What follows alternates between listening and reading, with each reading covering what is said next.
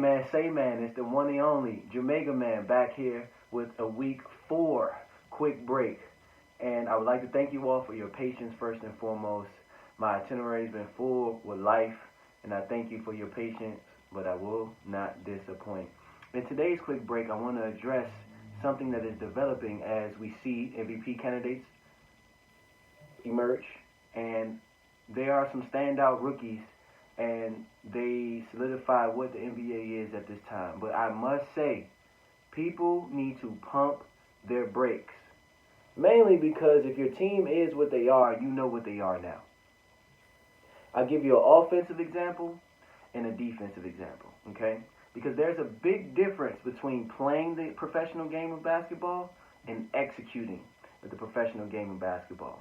A lot of young teams, like Memphis, for example, they trade baskets, and that's typical of a young team because they need confidence to be able to produce on the court on a nightly basis. If you have seen Ja Morant's progression from the miss that he had against the Lakers, he has become more clutch since that moment. That doesn't change the fact that as a leader or team overall, you need pieces to complement your ability, right? Defensive example. Portland. Let me speak directly to what I have seen about my favorite team this entire week.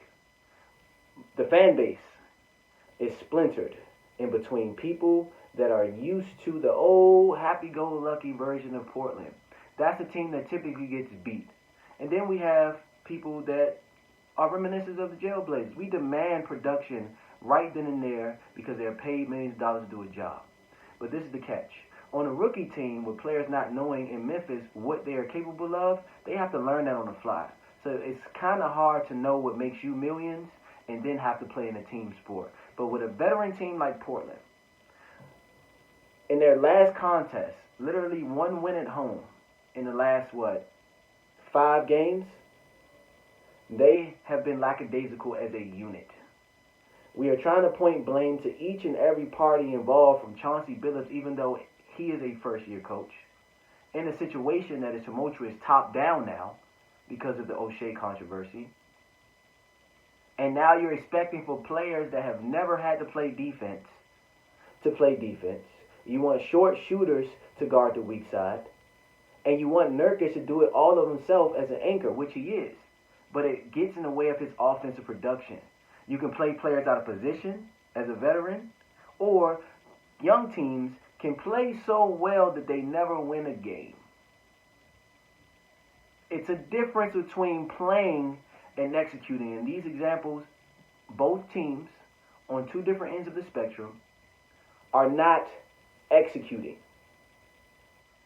It's totally plausible to be able to see that. It is not one team that can't adjust their rotations, as I said 4 weeks ago now, to be able to command the respect off of what their team does. Now, Memphis can excuse themselves. They don't know what they do. They just know they like to play up and down. Somewhat Charlotte, too. But Portland, for example, is a half-court team. Think about the players that we have. You tell me one player that we have is fast break that's playing right now.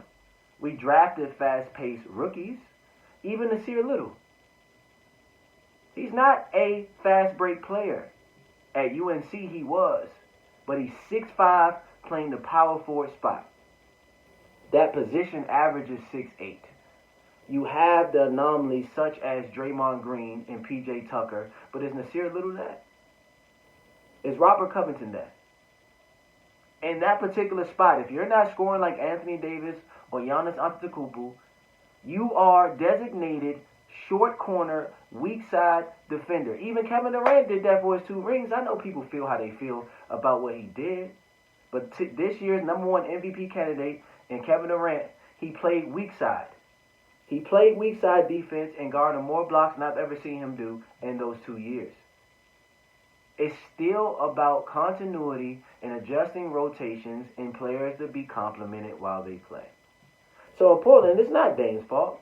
In Memphis, it's not Ja's fault.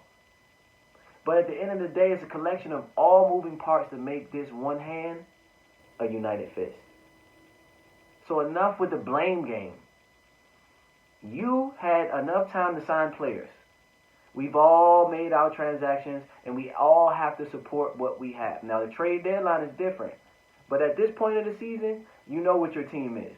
In a basketball purist such as myself, I'm okay with where my team is. They just need to play Greg Brown, Trey Wofford, Nasir Little, Robert Covington, and Tony Snell in an allocation of minutes that complements Damian Lillard, CJ, and Anthony Simons off the bench. We do not have a big, but we do need a fast break big. Nurkic cannot play that many minutes, be top 2. Him and Rudy are top 2 deficiency rating in the league as we speak. He is a half-court center that will not be able to keep up on switches, and we're switching everything in Portland, for 48 minutes. He needs help. Damian Lillard has adjusted his game. It's not his fault. Chauncey Billups is a first-year coach. It is not his fault. The guy that's on the hot seat in Portland, it's his fault. Whether it's right or wrong in what he has done, he currently is accountable for assuming this roster. He is also accountable for blaming Terry Stotts after he fired him for the things that didn't work, even though we had the best playbook outside of Golden State in the NBA for the last 8 years. Memphis is still trying to figure out if Jaren Jackson is that number 2 option. That's okay. It's normal. It's a part of the game. Adjust. That goes out to my fan base, and that goes out to any team that's panicking right now. If your team is bad, they were going to be bad at the beginning of the season. If your team is in the middle of the pack, they're going to be in the middle of the pack at the end of the season. If your team is top 10, they're going to be somewhere in the top 10 by the end of the season. It's not rocket science. Injuries are the only things that change those things.